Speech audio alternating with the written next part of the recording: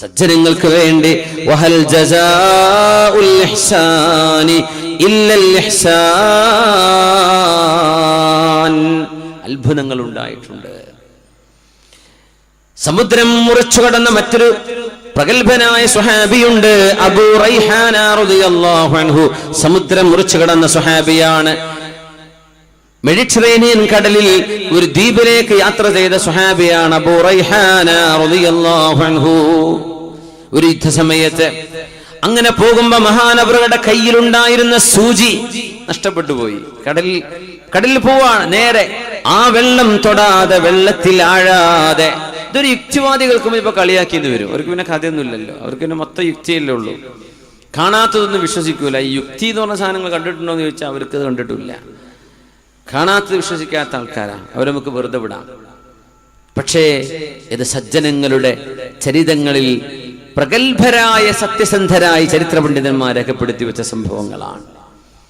ആ സൂചി നഷ്ടപ്പെട്ടപ്പോ അബൂ റൈഹാന റളിയല്ലാഹു അൻഹുവിന്റെ ആ സൂചി ളാഅത് ഇബ്റതുഹു, ആ സൂചി നഷ്ടപ്പെട്ടപ്പോ മഹാനവറുകൾ ദുആ ചെയ്തു, അല്ലാഹുമ്മ റുദ്ദ അലയ്യ ഇബ്റതി എന്നൊക്കെ. മൊബൈൽ താഴെ വീണു പോയ മാതിരിയാണ് അന്നത്തെ സൂചി എന്ന് പറഞ്ഞത്. കാരണം ഒരു കുപ്പായം ഉണ്ടാവുള്ളൂ, അത് കീറിയാൽ ഉടനെ തുന്നണം.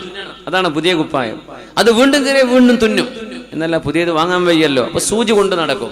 അല്ലാഹുമ്മ റുദ്ദ അലയ്യ ഇബ്റതി, എന്റെ സൂചി എനിക്ക് തിരിച്ചു നൽകണമേ റബ്ബേ എന്ന് ദുആ ചെയ്തപ്പോൾ ഫറആഹ അലൽ മൗജ്, സമുദ്രത്തിലെ തിരമാലകൾക്കു മീതെ ആ സൂചി പൊങ്ങി വന്ന് മഹാനായ അല്ലാമ അബൂ റൈഹാന, സ്വഹാബിയായ അബൂ റൈഹാന റളിയല്ലാഹു അൻഹു അതെടുത്തിട്ടുണ്ട് എന്ന സംഭവം അൽ മഖാമാത്തുൽ ജലിയ എന്ന ഗ്രന്ഥത്തിൽ മഹാനായ ഇബ്നു സയ്യിദുന്നാസ് ഉദ്ധരിച്ചിട്ടുണ്ട്. കമാ തദീനു തുദാൻ, നീ എങ്ങനെ പെരുമാറുന്നുവോ അല്ലാഹുവിനോട് അങ്ങനെയാണ് നിന്നോട് പെരുമാറപ്പെടുന്നത്. യഅമൽ മാ ശിഅത, നിനക്ക് വേണ്ടത് ചെയ്തോ. ഖമാ തദീനു തുദാൻ, നീ എന്താണോ ചെയ്തു കൂട്ടുന്നത് അതിനാണ് നാളെ പ്രതിഫലം നൽകാൻ പോകുന്നത്. നന്മയാണെങ്കിൽ നല്ലത്, തിന്മയാണെങ്കിൽ തിന്മ. മഹാനായ നബിയുല്ലാഹി മൂസ അലൈഹിസ്സലാം മഹാനായ മൂസാ നബി അലൈഹിസ്സലാം ചെങ്കടലിന്റെ അവസാന ഭാഗമായ സൂയസ് ഉൾക്കടൽ മുറിച്ചു കടന്നിട്ടുണ്ടല്ലോ. അത് ചെങ്കടലാണ്, സൂയസ് ഉൾക്കടൽ. ആ മുറിച്ചു കടന്ന ഭാഗം ഇന്ന് ഏകദേശം നമ്മൾ ഹോളി ലാൻഡ് യാത്ര പോകുമ്പോൾ അതിന്റെ അരികത്തുകൂടെ പോവുക. ആ പോയിന്റ് കഴിഞ്ഞാലാണ് സൂയസ് കനാൽ വരുന്നത്. സൂയസ് കനാലിന്റെ അടിയിലൂടെ ബസ്സും ലോറിയും ട്രക്കൊക്കെ യാത്ര ചെയ്യും. അടിയിലൂടെ മേലെ കപ്പല് അടിയിലൂടെ ക്രോസ് ചെയ്യാറുണ്ട്. അങ്ങോട്ട് എത്തുന്നതിന്റെ ഒരു 10 കിലോമീറ്റർ ഇപ്പുറം നബിയുല്ലാഹി മൂസ അലൈഹിസ്സലാം ചെങ്കടൽ മുറിച്ചു കടന്നു എന്ന് പറഞ്ഞ ബൈബിളിലും അതുപോലെ തന്നെ തോറയിലും പറഞ്ഞ എക്സോഡസ്, കടൽ മുറിച്ചു കടന്ന സംഭവം. സൂയസ് ഉൾക്കടലാണ് ആ മുറിച്ചു കടന്നത്. അത് ചെങ്കടലാണ്, ചെങ്കടലിന്റെ കൈവരിയാണ് സൂയസ് ഉൾക്കടലും അഖബ ഉൾക്കടലും. സൂയസ് ഉൾക്കടലിന്റെ അവസാന ഭാഗമാണ് മഹാനായ മൂസ അലൈഹിസ്സലാം മുറിച്ചു കടന്നിട്ടുള്ളത്. അത് മുറിച്ചു കടന്ന് ഇക്കരെ എത്തിയിടത്ത് ജനങ്ങൾക്ക് കുടിക്കാൻ വേണ്ടി അള്ളാഹു ഭൂമിയിൽ നിന്ന് വെള്ളം ഒഴുക്കി കൊടുത്തിരുന്നു. ആ കിണറുകളുടെ 5-6 കിണറുകൾ, 12 കിണറുണ്ട്. അതിൽ 5-6 എണ്ണം ഇപ്പോഴും അവിടെയുണ്ട്. 1-2 വെള്ളമുണ്ട്, ഇപ്പൊ കാണാൻ പറ്റും. കടലിന്റെ അരികെ തന്നെ ഇത് ടാർപ്പായ കെട്ടി സൂക്ഷിച്ചു വെച്ചിട്ടുണ്ട്. ഉയ്യൂൻ മൂസ എന്നാണ് ആ സ്ഥലത്തിന് പറയാം. ഉയ്യൂൻ മൂസ, മൂസാ നബി അലൈഹിസ്സലാമിന്റെ കിണറുകൾ എന്നാണ്. അതായത് നമ്മുടെ ഈ കാലഘട്ടത്തിൽ നിന്ന് ഒരു 5000 വർഷങ്ങൾക്ക് മുമ്പ് എന്നർത്ഥം. നബിയുല്ലാഹി മൂസ അലൈഹിസ്സലാം ഫറോവ പിന്തുടർന്ന് മൂസാ നബി അലൈഹിസ്സലാമിനെ. ഫറോവയാണ് കിടക്കുന്നത് ഈജിപ്തിന്റെ മ്യൂസിയത്തിൽ. റോയൽ മമ്മി ഹാളിലേക്ക് 50 പൗണ്ടിന്റെ ടിക്കറ്റ് എടുത്ത് ചെന്നാൽ ചെങ്കടലിൽ അള്ളാഹു മുക്കിക്കൊന്ന ഈജിപ്തിന്റെ ക്രൂരനായ ഭരണാധികാരി റംസീസ് 2 എന്തിനാ കൊടുത്തതെന്നറിയോ? അള്ളാഹു റംസീസിന്റെ ഡെഡ് ബോഡി സൂക്ഷിച്ചു വെക്കാൻ ഖുർആനിൽ പറഞ്ഞ കാരണം നിന്നെപ്പോലെ ധിക്കാരികൾ ഇനി ലോകത്ത് വരാനുണ്ട്, അവർക്കൊന്ന് കാണിച്ചു കൊടുക്കാനാ. എനിക്കല്ലയോ ഈജിപ്തിന്റെ രാജാധികാരം, എന്റെ കാലിന്റെ താഴെയല്ലേ ഈ ഈജിപ്തിലെ വെള്ളം ഒഴുകുന്നത്, നൈലും കടലുമെല്ലാം എന്ന് പറഞ്ഞവനെ അള്ളാഹു എന്റെ വഹാദിഹിൽ അൻഹാറു തജ്രി മിൻ തഹ്തി, എന്റെ താഴെയല്ലേ ഒഴുകണത്, അള്ളാഹു ആ വെള്ളം അവന്റെ മീതെ ഒഴുക്കിന, അങ്ങനെ അവനെ മുക്കിക്കൊന്നത്. അത് ഖിയാമത്ത് നാൾ വരെ വരുന്ന ഹുങ്കുള്ളവർക്ക് കാണിച്ചു കൊടുക്കാൻ.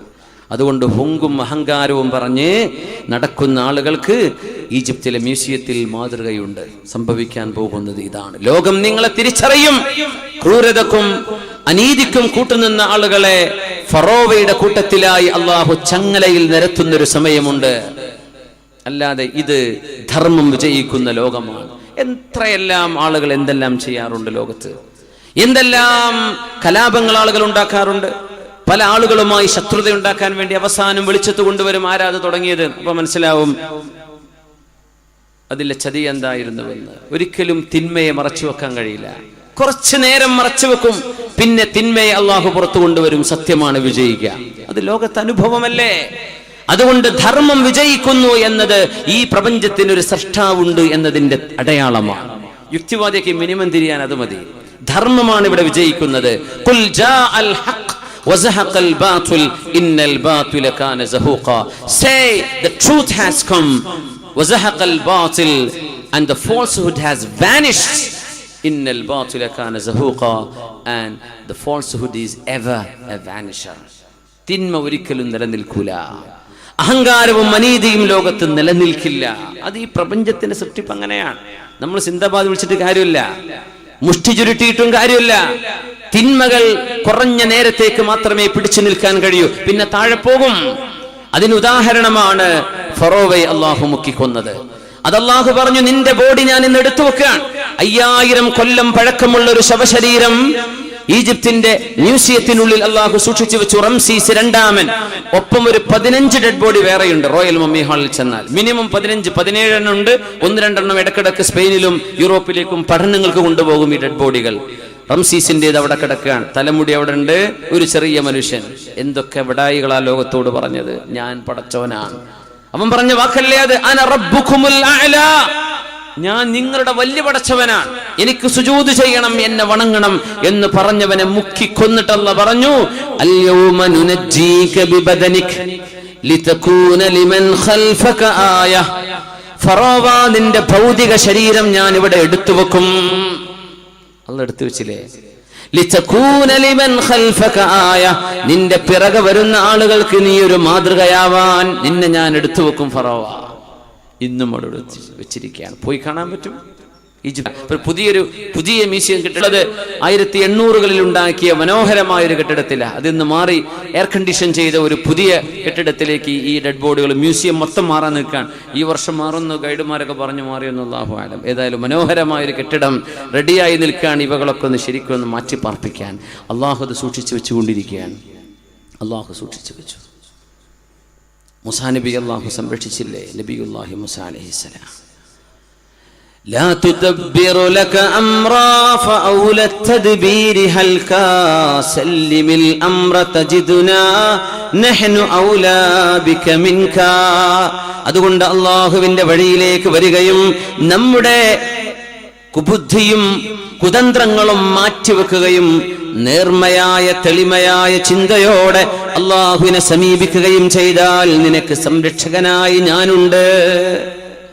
സലാഹുദ്ദീൻ അയ്യൂബിയുടെ കാലം റംല യുദ്ധം നടക്കുമ്പോ മഹാനായ സലാഹുദ്ദീൻ അയ്യൂബി കുരിശ് യോദ്ധാക്കളായ ആളുകൾ നിരപരാധികളായ മുസ്ലിമീങ്ങളെ അറുകുല ചെയ്തപ്പോൾ സലാഹുദ്ദീൻ അയ്യൂബി എന്ത് ചെയ്തു? ബന്ദികളായ ക്രിസ്ത്യാനികളെയും ജൂതന്മാരെയും നല്ല സുഖകരമായ ക്യാമ്പുകളിൽ കൊണ്ടുപോയി പാർപ്പിച്ച് അവർക്ക് ഭക്ഷണം കൊടുത്ത് വിട്ടയച്ച ആളാണ് സലാഹുദ്ദീൻ അയ്യൂബി. നമ്മുടെ മുൻ D G P Alexander Jacob സാറിൻ്റെ ഒരു പ്രഭാഷണം കേൾക്കുന്നുണ്ട്. അദ്ദേഹം സലാഹുദ്ദീൻ അയ്യൂബിയുടെ സലഡിൻ എന്നാ പറയാം. സലഡിൻ അതാണ് സലാഹുദ്ദീൻ. ഇംഗ്ലീഷുകാർ സലാഹുദ്ദീൻ എന്ന് പറയാൻ കിട്ടേണ്ട സലഡിൻ എന്ന് പറഞ്ഞതാ. അതാണ് സലഡിൻ അയ്യൂബി, സലാഹുദ്ദീൻ അയ്യൂബി. സലാഹുദ്ദീൻ അയ്യൂബി ചെയ്ത നന്മകൾ എന്തൊക്കെയാണ്? നിഷ്പക്ഷമായി വായിച്ചു നോക്കൂ. ചെയ്യരുത്. ഇസ്ലാം മനോഹരമാണ്. അതിനെ നിങ്ങൾ തെറ്റിദ്ധരിക്കരുത്. ഒരാൾ തെറ്റിദ്ധരിച്ചാൽ എന്ത് ചെയ്യാൻ പറ്റും? സലാഹുദ്ദീൻ അയ്യൂബിയുടെ ഒരു അടിമയുണ്ടായിരുന്നു, സറാസങ്കർ എന്നാണ് അദ്ദേഹത്തിന്റെ പേര്. സറാസങ്കർ അദ്ദേഹം ഒരടിമയായിരുന്നു. അന്ന് അല്ലെങ്കിൽ ഹിത്വീൻ എന്ന് പറയുന്ന ക്രൂസൈഡുമായി ബന്ധപ്പെട്ട പോരാട്ടം ഫലസ്തീനിൽ നടക്കുമ്പോ സറാസങ്കറിനെ പിടിച്ചുകെട്ടാൻ വേണ്ടി ഒരുപാട് ആളുകൾ ഈ യോദ്ധാവിന്റെ പിന്നാലെ കൂടി നടന്നൊരു സംഭവമുണ്ട്. ബഹാഉദ്ദീൻ ഇബ്നു ഷദ്ദാദ് അദ്ദേഹത്തിന്റെ ഗ്രന്ഥമുണ്ട് സീറത്തു സലാഹുദ്ദീൻ അയ്യൂബി. ആ ഗ്രന്ഥത്തിൽ ഈ സംഭവം ഉദ്ധരിച്ചിട്ടുണ്ട്. സറാസങ്കറിന്റെ പിന്നാലെ ആളുകൾ ഓടുന്നു. സറാസങ്കറിനെ പിടിച്ചു.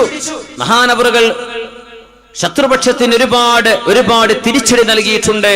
അതിന് പകരം സറാസങ്കറിനെ ജീവനോടെ കഴുത്തെറുത്തു കൊല്ലാൻ തീരുമാനിച്ച് മഹാനായ സറാസങ്കർ റഹ്മത്തുള്ളാഹി അലൈഹിയുടെ മുടിക്ക് പിടിച്ച് ദാ വെട്ടിക്കോളൂ കഴുത്ത് എന്ന് പറഞ്ഞ അടുത്ത യോദ്ധാവിന് മഹാന്റെ മുടി പിടിച്ച് കഴുത്ത് കാണിച്ചു കൊടുത്തപ്പോ വെട്ടിയവൻ ഈ കൈ പിടിച്ചവന്റെ കൈയാണ് വെട്ടിയത്.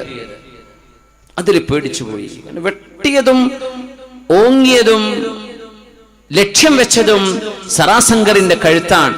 പക്ഷേ ആ വാളിന്റെ മുനയെ അള്ളാഹു മഹാന്റെ മുടി പിടിച്ച ആളിന്റെ കയ്യിലേക്ക് മാറ്റിക്കൊടുത്തു. അവിടം വെച്ച് ഇവർ ഓടിയവരെ പറഞ്ഞു, ഇവിടെ എന്തോ അദൃശ്യ ശക്തിയുണ്ട്, ഇദ്ദേഹത്തെ തൊടാൻ പറ്റുന്നില്ല, ഇദ്ദേഹത്തെ തൊടുന്നവർക്ക് അപകടം സംഭവിക്കുന്നു. അങ്ങനെ അവർക്കിടയിൽ നിന്ന് സുരക്ഷിതനായി ബിസ്മില്ലാഹിർ റഹ്മാനിർ റഹീം എന്ന് ചൊല്ലി യുദ്ധക്കളത്തിൽ നിന്ന് കയറിപ്പോന്ന സലാഹുദ്ദീൻ അയ്യൂബിയുടെ അടിമയുണ്ട് സറാസങ്കർ റഹ്മത്തുള്ളാഹി അലൈഹി. എന്തേന്നറിയോ?